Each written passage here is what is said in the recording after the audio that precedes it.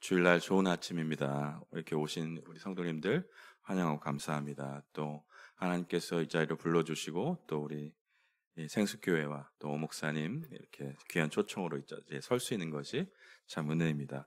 이렇게 제가 많이 이렇게 다른 교회 이렇게 세미나 다니진 않는데 가끔 교회를 다녀보면 교회 분위기와 목회자의 목회 철학, 그 다음에 예배 분위기를 보면 하나님이 얼마나 이분을 쓰시고 계신지, 하나님이 또 이 목사님의 그 복음에 대한 열정, 말씀에 대한 열정, 교회를 사랑하는 마음들이 이렇게 교회에 한번 돌아보면 느껴져요.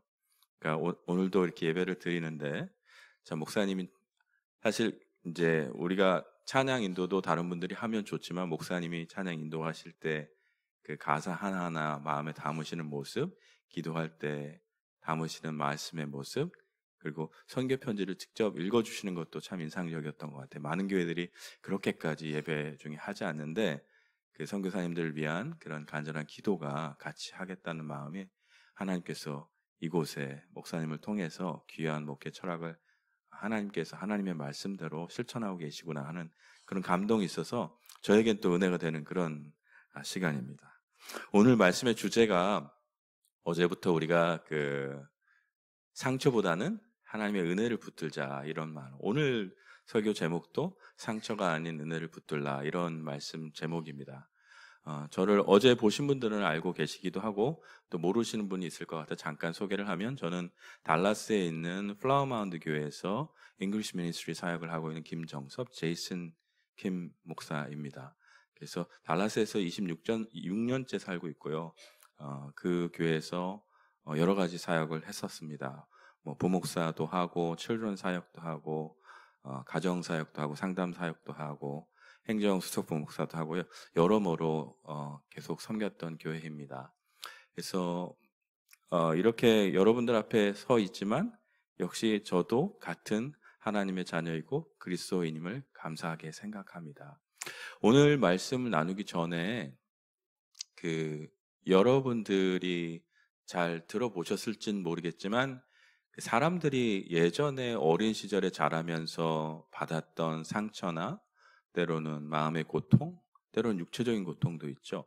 그래서 그걸 연구한 스터디가 하나 있어요. 뭐 10여 년 전에 캘리포니아에서 2,000명이 넘는 사람들을 대상으로 해서 어린 시절에 받았던 그 childhood adversity라고 해서, 그러니까 어린 시절에 받았던 고통들, 주로 뭐 emotional, physical, sexual abuse 이런 부분들이 얼마나 자기가 어릴 때 그런 어려움들 겪었던 사람들이 10여 년이 지나서 어린 시절에 겪었던 그런 고통스러운 순간들이 어른이 됐을 때 어떻게 영향을 주는가, 상관관계를 연구한 스터디가 있어요. 에이스트 스터디라고 그래요.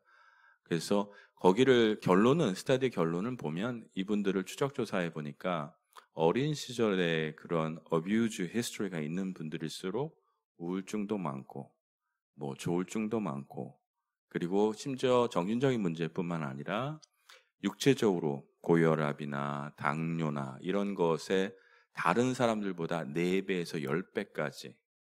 무슨 말이에요? 그 스터디를 들으면 굉장히 기분이 좀 안 좋아요. 나도 상처가 있고 나도 고통을 당하면서 겪었으면 그럼 나도 그런 문제가 내 인생 가운데 나타나지 않을까?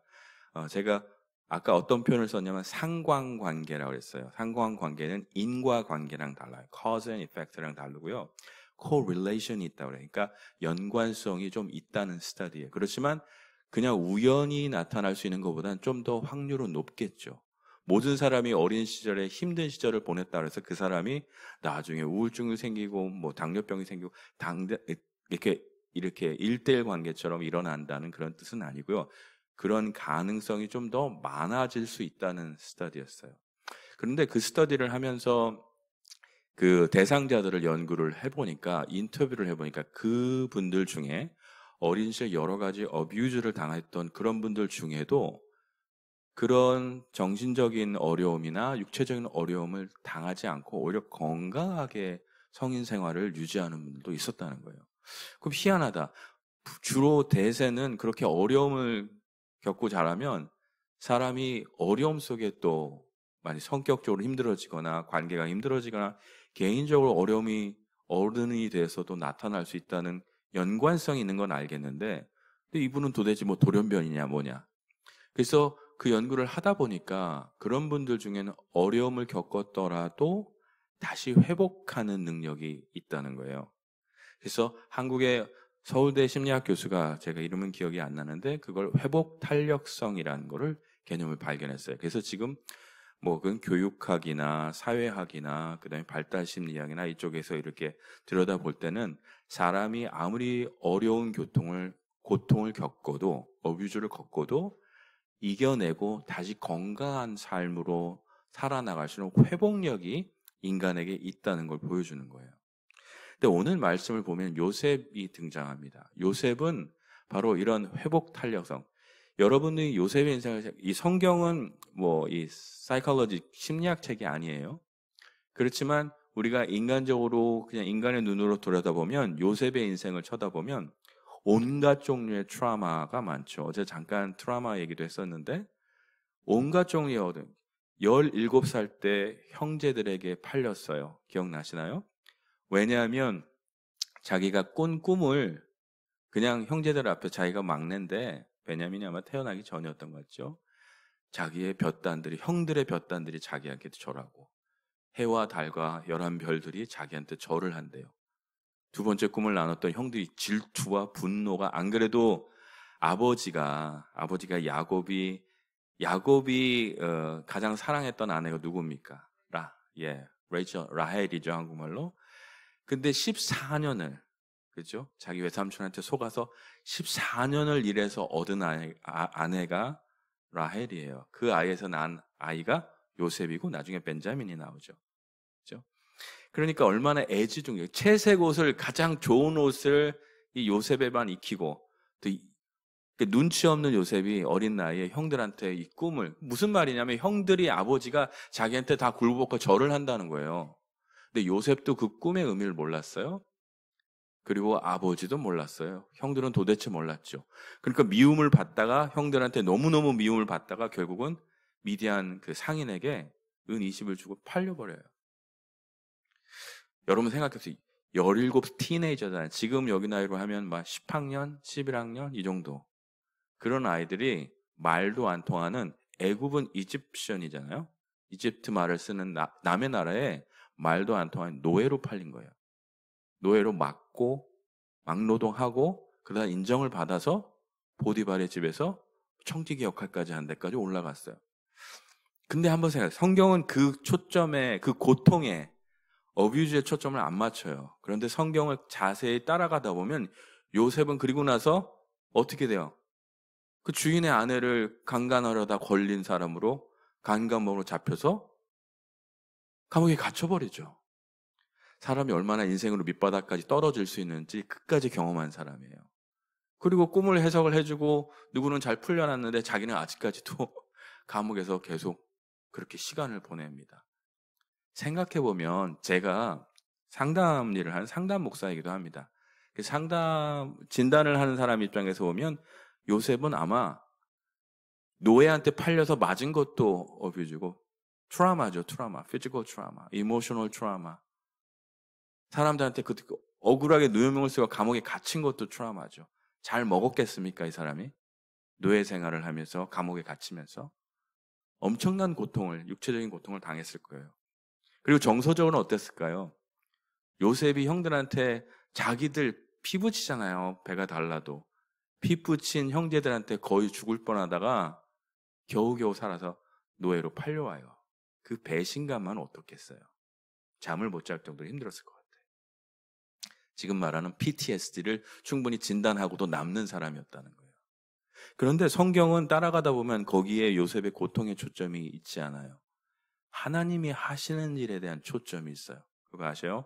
성경은 인간의 고통을 묘사하고, 시편을 보면 엄청난 고통들을 시편 저자가 이야기하지만, 그러나 중심은, 방점은, 무게는 하나님이 그 사람을 어떻게 만져가시는지, 회복 탄력성을 그 사람을 통해서 어떻게 발견해 가시는지를 이끌어내요. 그걸 보여줘요.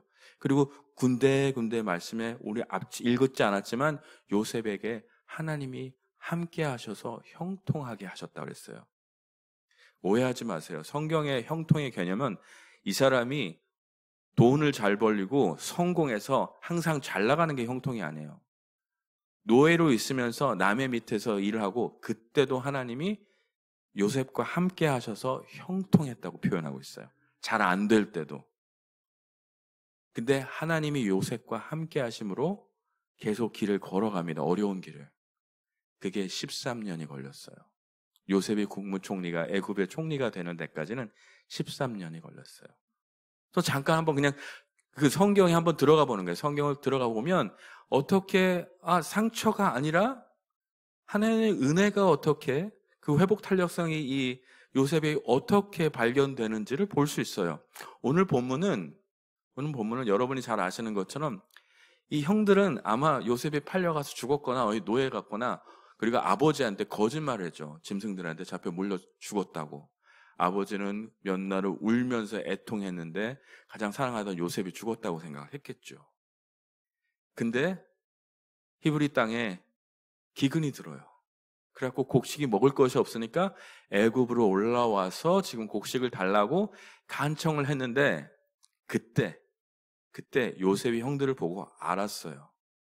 근데 모른 척 아마 요셉이 13년을 지내면서 완벽한 그 이집트 말을 구사했던 것 같아요. 그리고 총리고 감히 쳐다볼 수 없는.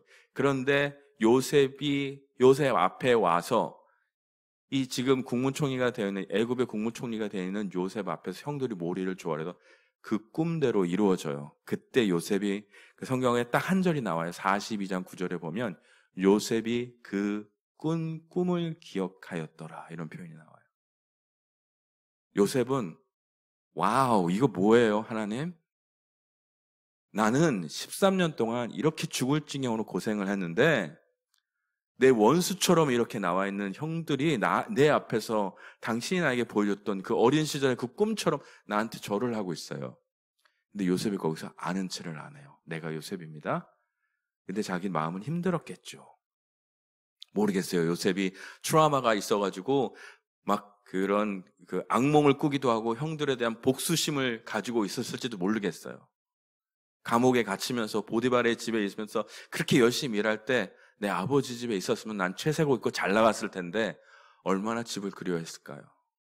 자유도 없었겠죠. 종으로 살려왔겠죠.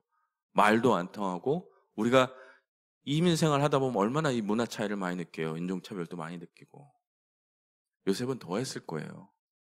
히브리 사람인데 애굽 사람처럼 살아와야 되는데 하나님이 그 자리를 올리시기까지 꽤 많은 시간이 걸렸잖아요. 요셉이 힘들었던 사람인데 요셉의 힘듦은 여기서 성경에서 얘기하지 않아요. 하나님이 요셉을 어떻게 회복하셔서 회복 탄력상이란 말을 잘 다시 한번 곱씹으면 이런 거예요. 고무밴드를 이렇게 늘리면 어떻게 돼요?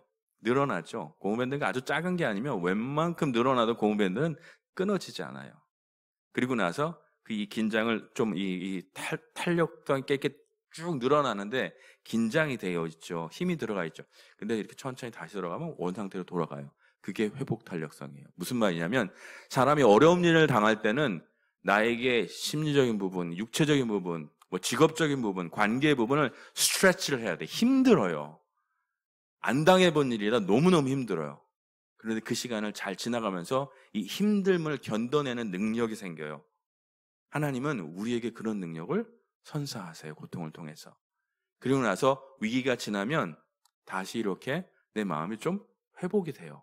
그런데 다른 위기를 만나잖아요. 그 다음엔 더 늘어날 수 있어요. 내 마음이, 내 믿음이, 내 시각이. 하나님을 더 의지하는 능력이, 믿음이 생겨요. 그러면 더 크게 늘어나는데 여전히 힘든 건 마찬가지야. 근데 지진 않아요. 넘어지진 않아요. 포기하진 않아요. 다시 또 위기가 지나가면 이게 회복 탄력성이에요. 요셉은 그걸 보여주고 있어요. 그 고통을 당했지만 엄청난 말할 수 없는 고통을 당했지만 하나님이 자기를 어떻게 회복하시고 자기의 상처가 아니라 은혜를 붙든 걸 배워요. 다시 요셉 이야기로 돌아갑니다. 요셉은 제가 설교를 하느라고 첫 번째 포인트를 말씀을 안 들었는데 또 가나요? 이게 가나요? 안 가나요? 포인트가 잠시만요. 한번 넘겨주시겠어요? 목사님 이게 뒤로 가야 오케이. 그래, 감사합니다. 첫 번째, 이 오늘 본문을 통해서 하나님께서 우리에게 주시는 메시지 하나는 하나님의 계획과 은혜를 경험함으로써 상처에서 벗어날 수 있습니다. We can break from our wounds by experiencing God's plan and grace. After experiencing God's grace and mercy in us. 한번 보세요. 요셉이 이렇게 힘든 일을 지나갈 때 요셉이 오늘 본문에 나오는 본문은 그 시간이 지나고 형들이 다시 자기 앞에 머리를 조아리고 곡식을 구하고 있잖아요. 그런데 그 앞에서 요셉이 하는 말이에요. 형들이 자기 앞에 와서 복수를 할 수 있어요. 나는 힘도 있어요. 이 사람들 감옥에 가둘 수도 있고 죽일 수 있어요. 그리고 형제들 테스트합니다. 처음에 올라왔을 때 그냥 보내지 않고요. 테스트를 하는데 스파이 누명을 씌워갖고 너희들이 그냥 올라온 게 아니라 히브리 지방에 이 애굽에 염탐하러 왔지 해갖고 스파이 누명을 씌워요. 그리고 베냐민은 누군지 기억나세요? 예, 라헬의 동생. 그러니까 어머니가 같은 자기의 친동생이죠. 배가 다른 동생이 아니라 친동생인데 그 베냐민을 두고 가게 합니다. 그리고 나선 곡식이 또 올라와요. 그때는 다 돌려보내는데 베냐민의 그 백팩에다가 은잔을 숨기죠, 일부러. 그래갖고 너희들이 도둑놈이다, 스파이다 누명을 더 씌워갖고 너희들은 여기서 애굽으로 전부 다 노예로 살아라. 엄포를 놓죠. 그런데 그때 누가 나섭니까? 맏형인 유다가 나만 볼모로 잡혀놓고 나만 애굽에서 잡혀놓고 다른 형제들을 돌아가게 하세요. 왜냐하면 기억나세요? 요셉을 애굽으로 팔 때 아버지가 얼마나 힘들어하는지 맏형을 본 거예요. 배가 다른 형제지만 요셉이 죽었다고 생각하는 아버지를 보면서 자기도 마음이 아파요. 이번에 베냐민마저 잃어버리면 우리 아버지 죽습니다. 자기가 볼모로 잡혀있을 때까지 그냥 형제들은 보내주십시오. 근데 보냈는데 은잔을 숨겨놨기 때문에 다시 스파이가 돼서 다시 잡혀온 거예요. 그러니까 이게 지금 이 형제들은 죽게 된 거예요. 이래나 저래나 지금 스파이 누명을 쓰고 죽게 된 거예요. 그때 오늘 본문에 요셉이 자기를 밝힙니다. 형님들 걱정하지 마세요. 내가 요셉입니다. 당신이 팔았던 요셉입니다. 그때는 아마 히브리 말로 했을 것 같아요. 처음에는 애굽 말로 하다가. 그리고 나서 오늘 본문의 5절, 6절, 7절을 보면 한번 넘겨주시겠어요? 제가 이게 파워포인트가 안 되네요. 오케이. 아이고, 5절부터 한번 볼게요. 5절에 보면 당신들이 나를 이곳에 팔았으므로 근심하지 마소서, 한탄하지 마소서. 하나님이 생명을 구하시려고 나를 당신들 앞서 보내셨나이다. 같이 6절도 계속 넘겨주세요. 6절에도 보면 6절은 어디 갔나요? 자, 그 성경을 한번 보십시오. 성경을 한번 보시면, 자, 6절에 보면 이 땅에 2년 동안 흉년이 들었으나 아직 5년은 가까이도 못하고 출소 못할지나. 죄송합니다. 하나님이 큰 구원으로 당신들의 생명을 보존하고 당신들의 후손의 세상에 두시려고 나를 당신들보다 먼저 보내셨나니 8절에 그런즉 나를 이리로 보낸 자는 당신들이 아니요 하나님이시라. 하나님이 나를 바로에게 아버지로 삼으시고 그는 온 집의 주로 삼으셨으며 애굽 온 땅의 통치자로 삼으셨나이다. 자, 5절부터 8절까지 한번 여러분 성경을 보시면서 하나님이란 주어가 몇 번 나오는지 한번 보세요. 한번 세워보세요. 5절에 근심하지 마소서 한탄하지 마소서 3번 나오죠. 그리고 7절에 하나님이 큰 구원으로 2번 나오죠. 8절에 하나님이시라 하나님이 나를 보내시고 적어도 6번이 나와요. 그 다음에 9절 가면 또 하나님이 나와요. 당신들이 팔아서 나를 이곳으로 보냈다는 게 아니에요. 요셉의 이 시각이 완전히 다르죠. 고통을 지나가면서 하나님께 회복 탄력성을 이 요셉 안에서 만들어내시면서 요셉의 시각이 완전히 바뀌었어요.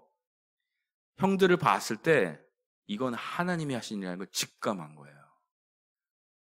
해와 달과 별들이 11별들이 다 나에게 절하고 볏집 형의 벽들 아버지 볏집이 나에게 다 절하고 이거는 하나님이 미리 나에게 일어난 일을 보여주셨다는 예언이라는 걸 그때 요셉은 알은 거예요.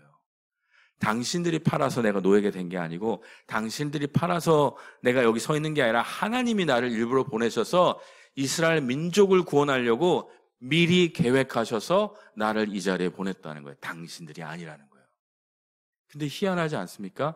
요셉이 만나서 보통 인지상정이라면 사람이라면 당연히 아니 아무리 형들이 좀 어떻게 나를 팔았어요? 멱살 잡고 한 대 치기라도 해야 되는 게 속 시원한 상황인데 전혀 그런 반응이 없어요. 상처에 대한 반응이 없어요. 놀랍지 않나요? 성경을 이런 식으로 우리가 바라보지 않았어요. 보통은. 보통 설교를 들을 때는 보면 요셉은 하나님이 함께해서 형통했으니까 우리가 하나님과 함께하는 사람이 되자. 고통 중에라도 주님을 찾으면 하나님 복 주신다. 뭐 그런 식의 설교는 우리가 너무 많이 들어봤지만 그러나 하나님이 상처를 다루는 시각에서 우리가 성경을 보진 않았던 것 같아요. 그런데 미루어 짐작해서 충분히 알 수 있는 건 요셉은 아마 어린 시절에 하나님의 말씀을 그 마음에 두는 훈련을 잘 받았던 유대인인 것 같아요. 아시잖아요. 정통파 유대인들은 모세오경을 외워야 되고요. 지금도 물론 그 당시는 모세오경이 존재하지 않았겠지만 아버지로부터 할아버지 아브라함으로부터 야곱으로부터 경험했던 하나님에 대한 이야기들, 어떻게 하나님을 만나야 돼, 예배해야 되는지, 하나님 앞에 어떻게 실패했었는지 신앙 전수를 다 받아서 17살에 팔려갔던 것 같아요. 그 힘든 순간에도 하나님 앞에 나아가고 예배하고 하나님 만나는 순간 놓치지 않을 거라고 분명히 저는 믿습니다. 그렇지 않고는 요셉이 이런 표현을 할 수가 없어요. 나는 트라우마를 지금 얘기하는 게 아니라 하나님이 나를 불러서 당신들 형제들 뿐만 아니라 내 아버지와 내 동생을, 내 어머니를 구원하기 위해서 나를 이곳에 세웠다는 거예요.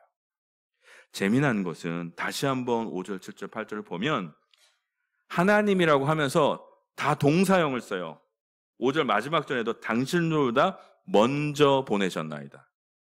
7절에도 보면 생명을 보존하시고 세상에 두시려고 보다 먼저 다 하나님의 액션이 나와 있어요. 그죠?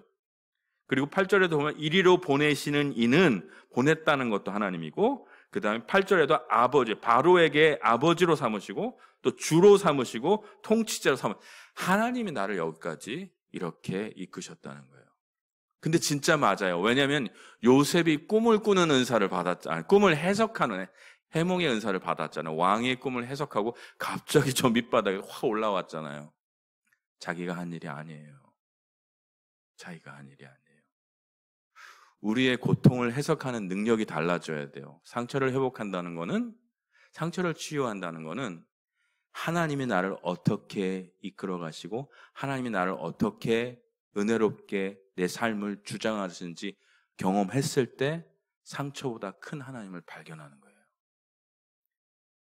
주님을 보는 거예요. 제가 어제 그런 표현을 썼잖아요. look down을 하면 밑에 있는 내 어그러진 모습만 보이는데 look up을 해서 하나님을 보면 하나님이 하시는 일, 했던 일, 하고 계신 일이 보인다는 거예요.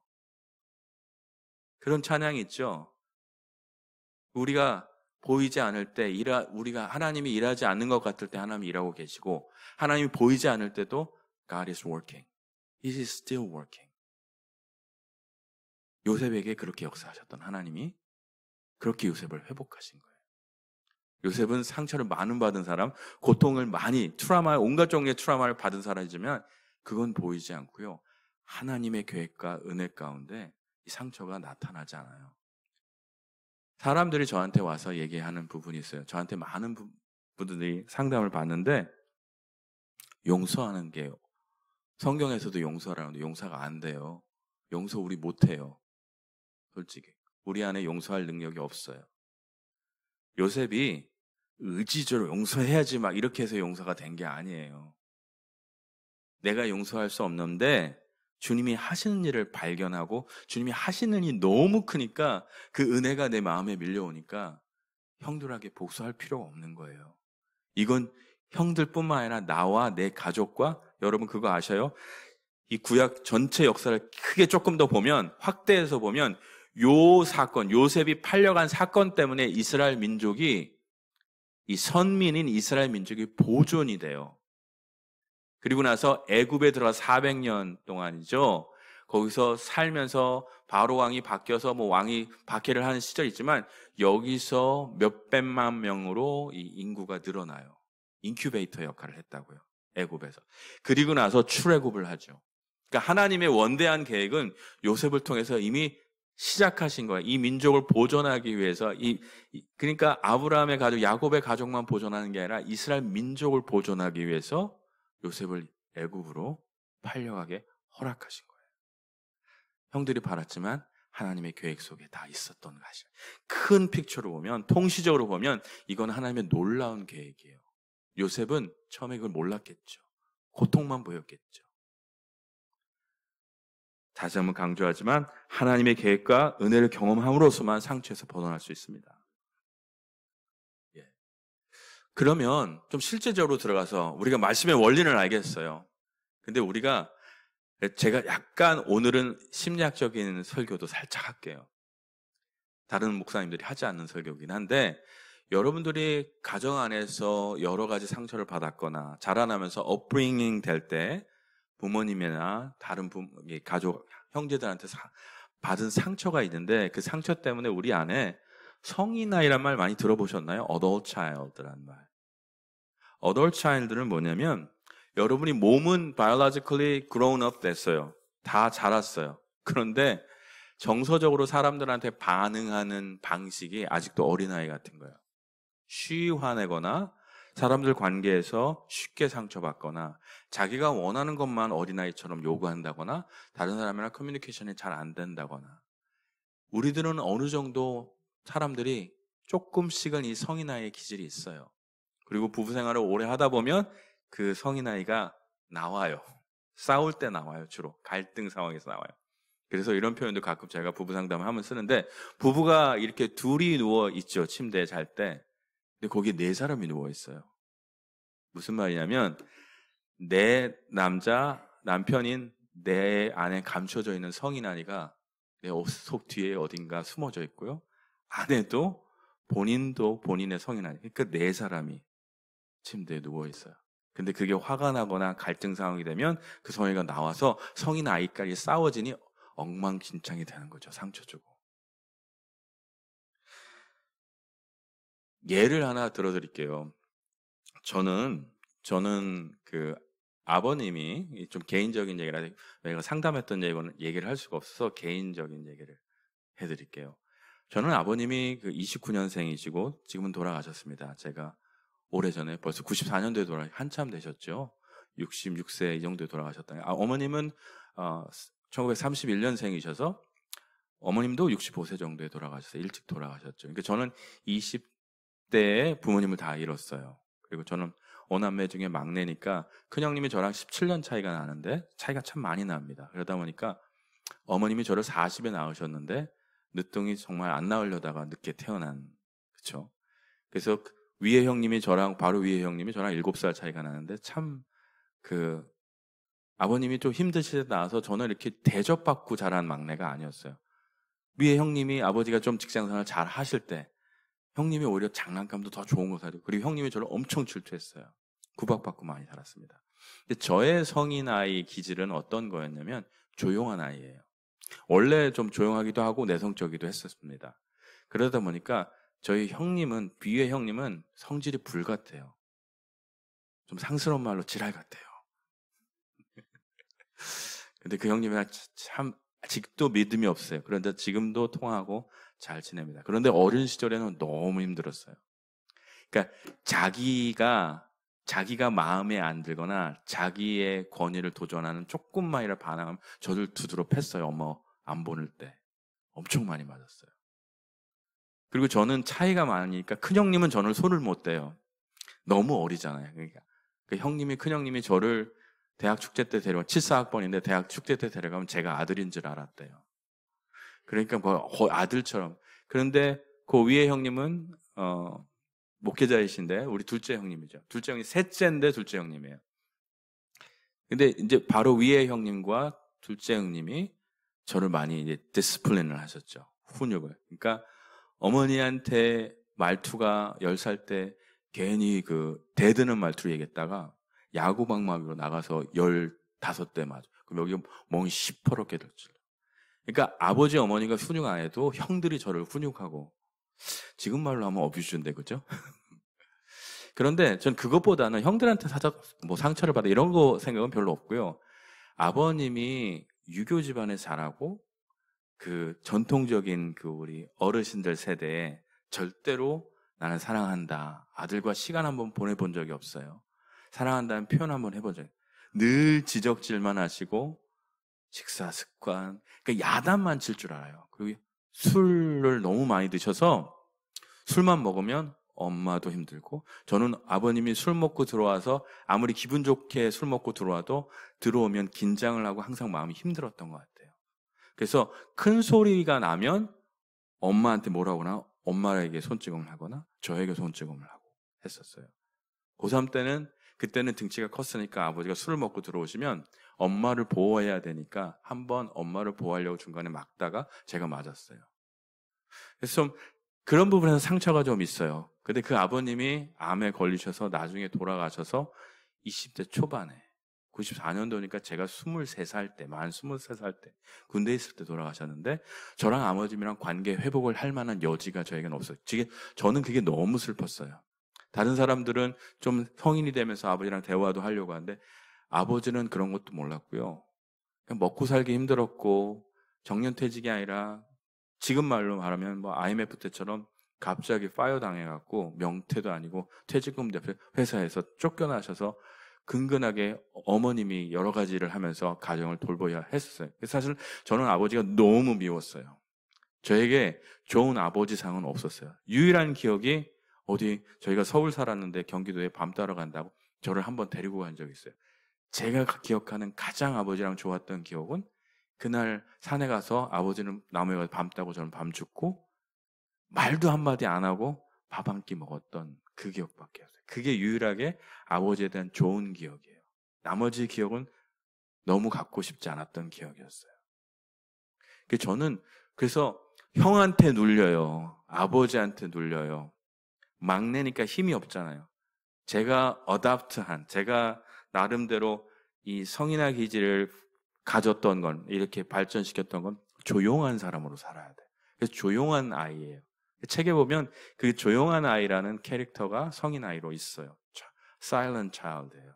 그러니까 이 조용한 아이의 특징은 뭐냐면 문제가 오면 피해요. 사람들이랑 갈등이 생기면 무조건 피해요. 도망가야 돼요. 왜냐면 내가 너무 많이 다쳐봤으니까. 나보다 다 소리 지르고 어그레시브하고 좀 힘들게 하는 사람이 너무 많았으니까 나는 죽어지나요? 조용히 있어야 내가 살아남아요. 제가 어답트한 성인 아이였죠.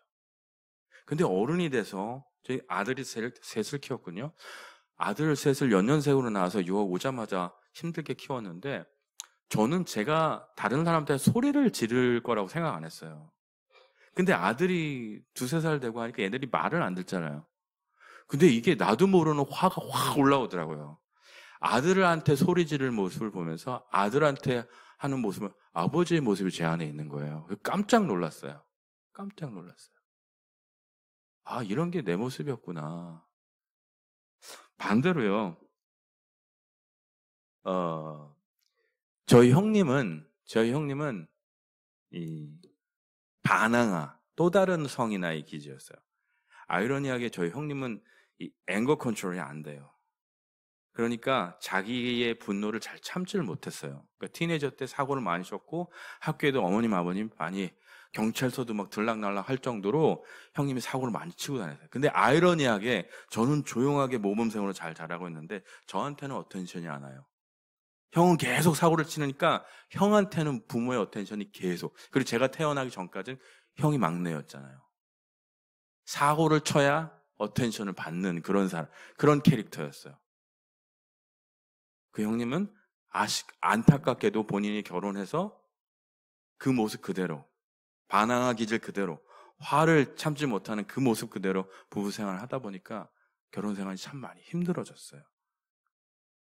그래서 형수님이 상처를 많이 받았죠. 물어보면 우리의 가정들이, 제 얘기를, 부끄러운 제 가정사를 조금 얘기를 드렸지만 우리에게 다 조금씩 크게 작게 있죠. 근데 성인아이라는 개념은 심리학에서 사람들이 만들어낸 용어예요. 형님은 반항아 역할을 했고, 그래서 자기의 어텐션을 받아 자기가 원하는 걸 얻기 위해서는 화를 내는 그런 습성을 가졌는데, 저는 죽어 지내야, 근데 죽어 지내는 이 silent child, 조용한 아이의 특징이 뭐냐면 참고 있다 확 올라와 버려, 한꺼번에. 패시브한 상태에 있다가 갑자기 어그레시브로 바뀌어요. 그것도 문제가 있는 거죠. 여러분의 성인 아이의 모습은 어떤지 전 몰라요. 한번 생각해봐요. 다른 시간이 있으면 제가 좀 더 다양하게 나눌 수 있지만 우리 안에 이런 모습들, 그러니까 왜 이런 그 역기능적, dysfunctional한 역할들을 배우게 되냐면 나를 보호하기 위해서 그런 것 같아요. 그러니까 성인 아이는 자신을 보호하기 위해서, 가정의 여러 가지 어려운 상황에서 자기를 보호하기 위해서, 그 보호하기 위해서 역기능적인 역할을 배운 게 성인 아이예요.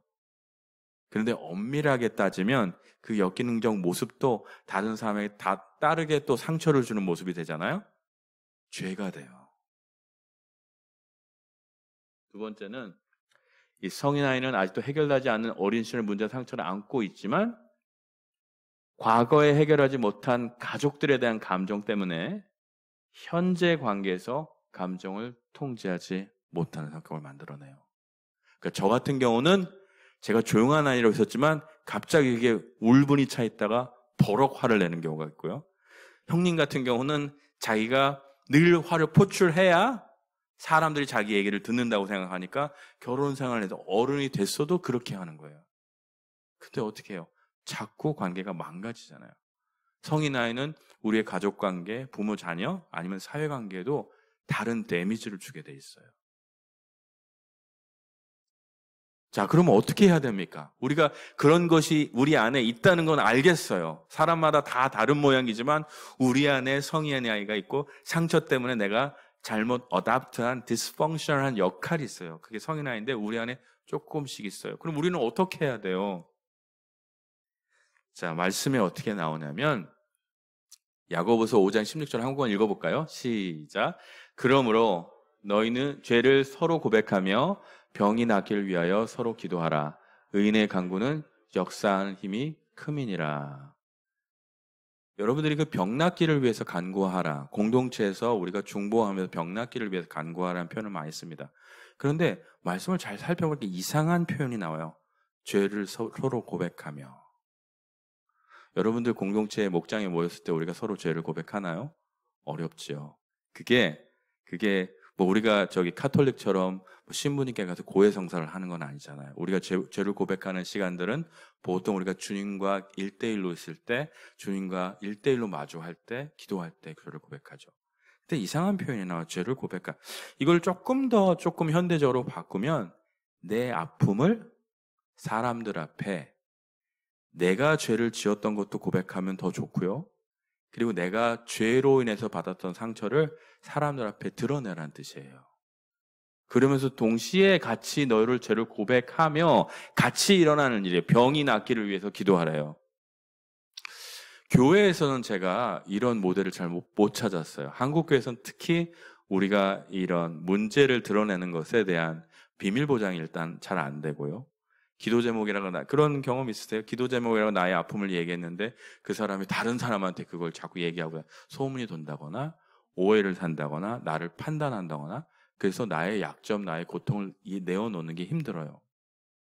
그래서 아마 이 비밀 보장이 되는 상담 공간이라는 게 생기지 않았나 하는 생각이 들어요. 근데 이 모델을 제가 이렇게 어디 있을까? 가끔 미국 교회 안에는 그런 치유 그룹들이 있어서 실제로 자신의 아픔과 죄를 고백하고 거기서 서로 기도하고 거기서 정죄하는 것이 아니라 서로 기도하고 격려해주고 서로 낫기를 위해서 기도해주는 모임들이 있으면 참 좋죠. 그러나 현실적으로는 쉽진 않아 보여요. 그러나 원리는 같아요. 만약에 공동체에서 여럿이 하기 힘들다면 적어도 내가 신뢰할 만한 믿는 자들이 있으면 정말 좋겠어요. 왜냐하면 혼자 고통 속에서 있을 때는 이게 하나님이 혼자의 시각만 갖고 있으니까 이게 짐처럼 응어리져서 잘 풀리지가 않아요. 그 알코올 중독자 모임 있죠. Alcoholic Anonymous라고 해서 AA 그룹이라고 미국에서는 뭐 70년대부터 쭉 이렇게 해서 어쩔 때는 뭐 교회나 다른 공공기관 건물들을 이렇게 빌려서 모임을 합니다. 이분들 매일 만나는 분들도 있고요.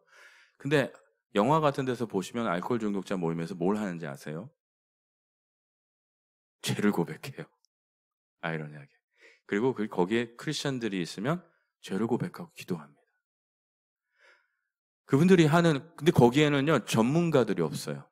알코올 중독자 모임에는 전문 라이선스 상담자가 있거나 소셜 워커가 있거나 사이카이트리스트가 있거나 정신과 의사가 있는 게 아니에요. 가서 뭐 하냐면 서로 한 명씩 일어나서 나는 이번 주에 이런 문제 때문에 내가 오늘 알코올을 또 마셨어. 그래서 마음이 비참해. 어떤 사람은 나는 지금 6개월 동안 내가 이 알코올 안 먹고 정말 힘들었는데 잘 참았어. 그럼 사람들 박수 주고 격려하고. 그리고 뭐 이렇게 손 팔찌 같은 것도 주고 이렇게 뭐 이렇게 셀러브레이션을 해요. 근데 그 모임을 통해서 지속적으로 그 모임을 참석한 사람들이 알코올을 중단하거나 마약을 중단하거나 오랜 시간 10년, 20년 계속 모임을 가는 사람들이 있어요. 그런 분들이 그런 알코올 중독자 모임 AA 그룹에서 스폰서, 멘토 역할을 해요. 자기처럼 처음 그 그룹에 오는 사람들을 1대1로 연결해서 그 사람들과 전화 통화도 하고 격려도 하고 크리스천이라면 기도도 해주고 그래요. 그래서 그 심리학자들이나 사회학자들이 이 알코올릭 어나니머스 그룹이 어떻게 이 치유 효과가 있지? 하고 연구를 했어요. 거기서 발견한 것 중에 하나가 뭐냐면 이런 그룹, 이런 공동체 모임은 self-disclosure, 자기 노출이 있어요. 자신의 약점과 고통과 죄를 드러내는 공간이 있어서 함께 서로 격려할 때, 아픔을 싸맬 때 그때 거기서 치유가 일어난다는 거예요. 제가 어제 그런 말씀을 성경에 나오는 원리는 사람들이 심리학적으로나 사회학적으로 뭐 연구하고 정리했지만 해 아래 새 것이 없어요. 하나님이 주신 원리예요, 사실은. 교회 공동체가 건강해지면 사실은 자신의 아픔을 드러낼 수 있으면 참 좋겠어요. 압니다. 이게 얼마나 어려운 일인지. 목사님한테도 얘기 다 못해요, 사실. 근데 이런지 아세요? 돈을 주고요. 저한테 와서 하더라고요. 저는 라이선스 카운셀러입니다. 텍사스에서. 제가 초짜 때 한 2005년,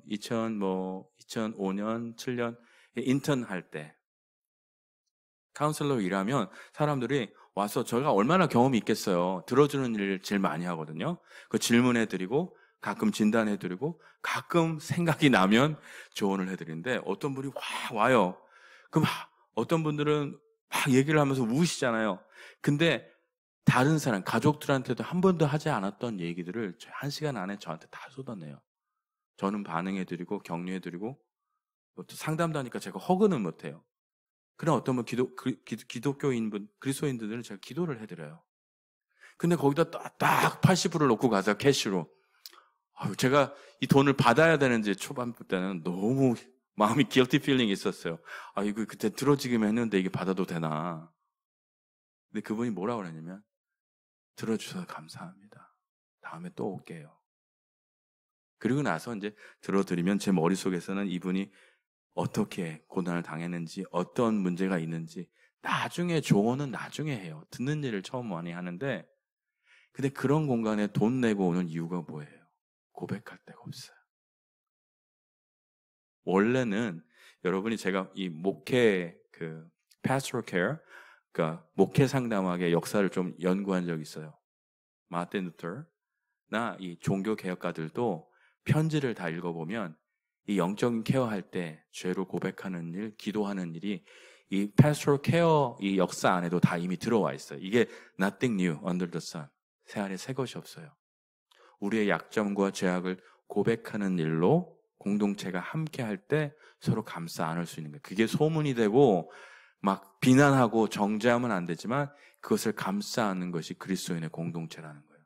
이런 공동체가 있으면 치유가 일어납니다. 정신과 안 가도 되고요. 저처럼 상담자한테 안 와도 돼요. 공동체에 이런 그룹이 있다면 정말 행복한 그룹이에요. 다시 말씀드리면 이 그룹을 만들어내는 건 쉬운 일은 아닙니다. 그렇지만 그럼에도 불구하고 우리가 정말 어려움이 있다면 우리의 약점을 노출하지 않는 한은 여러분 수술할 때, 서저리를 할 때 이게 뭐 어펜딕스를 제거하든 무슨 수술인 간에 다 어떻게 해요? 배를 째고 상처를 드러내고 피를 봐야 돼요. 수술은 드러내지 않고 하는 게 수술이 아니에요. 하나님 우리를 더 만지시려면 하나님의 은혜를 경험했잖아요. 공동체 안에서 내 약점이 드러나서 서로를 격려하는 공동체를 통해서 힐링하는 파워를 교회 안에 주셨어요. 근데 우리 교회 트래디션에서 이걸 잃어버렸어요. 너무 안타깝죠. 안타깝죠. 우리는 겉으로만 교회 안에서 만나고 있는지도 몰라요. 거기까지 갈 수 있기를 주님의 이름을 축원드립니다. 자, 마지막으로 한 말씀만 더 나누고 마치려고 하는데요. 같이 한번 읽을까요? 로마서 8장 28절이에요. 시작. 우리가 알거니와 하나님을 사랑하는 자, 곧 그 뜻대로 부르심을 입은 자들에게는 모든 것이 협력하여 선을 이루느니라. 초반부에 요셉은 트라우마가 많은 사람이라고 그랬어요. 근데 하나님은 트라우마에 초점을 맞추지 않으세요. 요셉은 고통 속에서 트라우마 가운데 주님을 만났어요. 자기를 어떻게 보호하시는지, 자기를 어떻게 이끌어 가시는지, 형들이 자기 앞에서 조아리고 얼굴도 못 들 때 복수심에 불탄 것이 아니라 하나님이 나를 보내셨다고 하나님의 은혜와 큰 계획을 경험했어요. 그때 용서할 수 있었어요. 그때 완전한 치유를 맛봤어요. 우리 안에는 우리가 자라나면서 부모의 잘못이 아닐 수 있어요. 부모를 원망할 필요 없어요. 그렇지만 부모님들도 역기능을 갖고 있었기 때문에 우리도 그 역기능을 답습해서 성인 아이로 자랐을 수도 있어요. 그게 현재의 관계에도 영향을 주고 앞으로의 관계도 영향을 줘요. 자녀들에게, 내 배우자에게, 심지어 교회에서도. 그럼에도 불구하고 우리가 하나님 앞에서 우리의 아픔을 드러내고 고백하고 죄 닿기를, 죄가 치유되기를, 우리의 죄의 임팩에서 벗어나기를, 상처의 그 영향력 안에서 벗어나기를 기도하고 서로 격려하고 감싸 안을 때 하나님의 치유를 이루십니다. 모든 것이 합력하여 선을 이룬다는 것은 우리에게 가장 좋은 것만 하나님이 항상 허락하신다는 게 아니에요. 내 눈에는 가장 안 좋은 것도 허락하신다는 거예요. 근데 안 좋은 것과 좋은 것을 다 합쳐서 하나님의 가장 좋은 것으로, 하나님의 계획대로 우리를 이끌어 가시는 게 주님의 사랑이에요. 그게 섭리예요. 하나님은 내가 생각할 수 있는 것보다 더 크시고, 내가 계획할 수 있는 것보다 더 크시고, 내가 경험할 수 있는 것보다 더 큰 일을 하실 수 있는 분인데, 나는 너무 지금 작아서 이 작은 마음과 작은 인생을 하나님이 확장시키려고 우리에게 고난을 주시는 거예요. 상처를 주시는 거예요. 관계 가운데 어려움을 주시는 거예요. 내가 확장이 되고 내가 넓어지고 하나님을 보기 시작하면 내가 겪었던 고통들에서 얽매이지 않아요. 단순히 뭐 상담을 받고 약을 먹고 이런 수준이 아닌 거예요. 주님이 우리를 치유하는 건 전인적인 인격적인 치유를 하시는 분이에요. 잠깐만 생각해 보세요. 요셉, 사도 바울, 다윗, 많은 선지자들이 얼마나 많은 고통을 당했어요. 근데 이들이 상처의 노예가 되었습니까? 아니에요. 이들이 얘기하고 있는 건 주님이 나를 어떻게 이끌어갔는지, 주님이 얼마나 대단한 분인지, 주님이 나를 어떻게 구원하셨는지. 복음의 핵심은 예수 그리스도잖아요. 예수 그리스도가 얼마나 많은 상처를 당했어요. Physically, emotionally, 오랜 세월 동안 사람들의 비난, 죽기까지 하셨잖아요. 주님도 고통을 맞이하고 상처를 다 보여주셨어요. 근데 그게 하나님이 영광으로 바꾸셨다 그랬어요. 빌립보서에 보면. 가장 죽으심으로 낮아지셨는데 그걸 주님께서 영광스럽게 다시 올리셨다고 그랬어요. 우리는 그걸 통과하기까지 몰라요. 저는 여러분의 삶을 다 알지 못합니다. 어떤 상처 가운데 있었는지 모릅니다. 현재 어떤 어려움이 있는지 모르지만 하나님은 여러분이 생각하는 것보다 훨씬 더 크십니다. 그 하나님의 은혜가 여러분을 치유하시기를 주님의 이름으로 축원드립니다.